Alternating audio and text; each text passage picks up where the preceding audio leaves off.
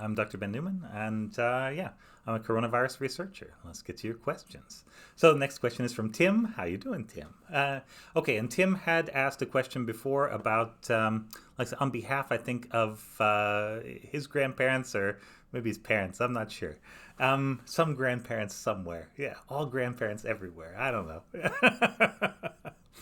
And so this is like a follow up on that. So during the early days of the pandemic, the received wisdom was that kids under 2 or 3 could not transmit the virus.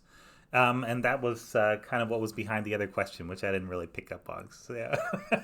'Cause maybe I didn't have my coffee that morning. This is something that people said. It is not something that I would have ever said. Yeah.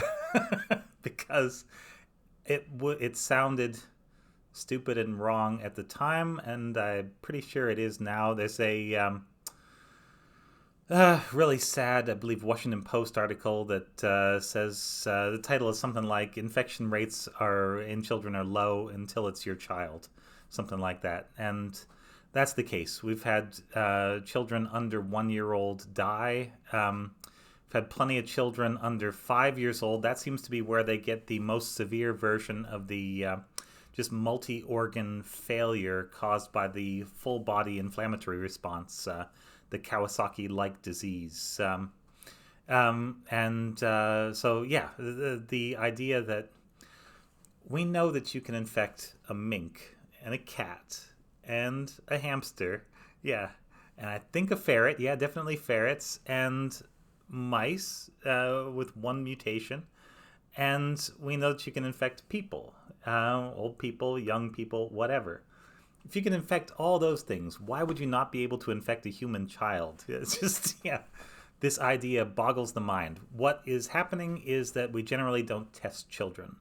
And I believe all the states, at least in the US and most places in the world, will not count a presumptive positive. So what normally happens is that if you get COVID into a family, whether it's come in by the child or come in by the adult is the one that goes and gets tested, because you don't want to ram that Q-tip up the little tiny baby's nose all the time. Yeah, they don't like that. I don't like that. Nobody likes that. Yeah. Ugh. So yeah, they generally don't get tested. The adults usually get tested, and the adults are told when the adults are told they're positive, then they are generally told, and I would say this is probably bad advice, but it's expedient advice. They're told to just presume that everybody else in their family who has any kind of symptom is going to be infected, but generally they do not go out and then get a test to confirm that.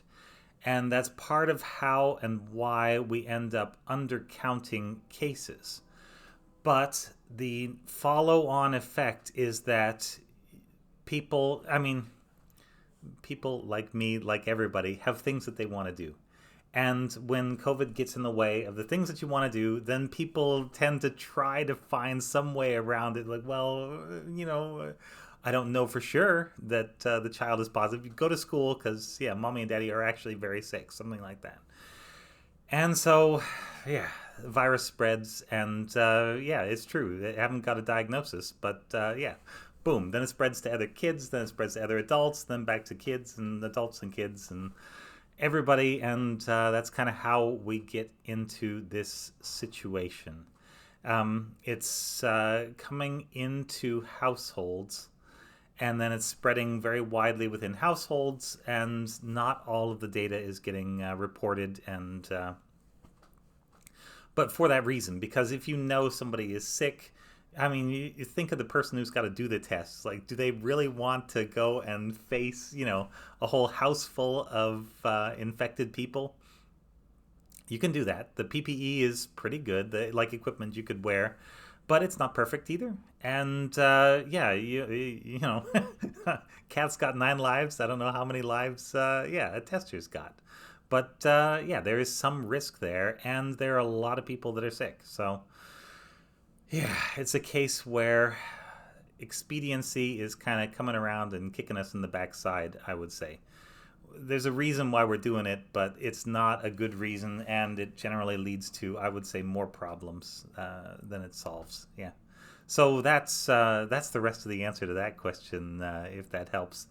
Um, I think, yeah, part of it is definitely connected to the Great Barrington debate. Yeah, Great Barrington nonsense. Yeah, which is that kids can't get it. Let the kids get it. They'll probably be okay. They'll then be immune, but it overlooks all of the secondhand carnage. This isn't like secondhand smoke where you have to breathe, a lot of it over years to sort of build up enough damage that it'll give you lung cancer. This is potentially just an instant, one shot and you're infected. And then we find out how your risk factors and your genetics line up with the virus, and we find out how fast your immune system is able to scramble and make a response. And these are things that sometimes work out well in different age groups, sometimes don't, but are fundamentally unpredictable. And I would never want to subject anybody that I liked in my family, outside my family, whatever, to this kind of potentially lethal unpredictability. This is, yeah, this is sending your kids out to play in traffic dumb, I would say. Yeah, so I don't know. Yeah. Anyway, that's part of that's opinion. The parts that are based on papers are a little bit more grounded opinion, I would say. But I really don't like the whole idea behind this thing. It's very expedient. This We're playing make believe that kids can't get infected when we know the virus can't tell a child from a hamster, and so yeah, the virus doesn't care. And once again, we're making rules that we expect the virus to follow as if it could follow rules. And of course, it can't and it won't. And if we make our rules in a way that are not sensible and are not lined up with what the virus actually does and how it actually works, then these rules are nonsense. And the whole Great Barrington thing is nonsense. Yeah, honestly. For that reason, yeah. You can't enforce rules on a virus because it won't listen. There you go. All right. Thanks very much. That may be more answer than you needed, but I appreciate the question. And if I left out something else, let me know. And that's fine. We'll answer that.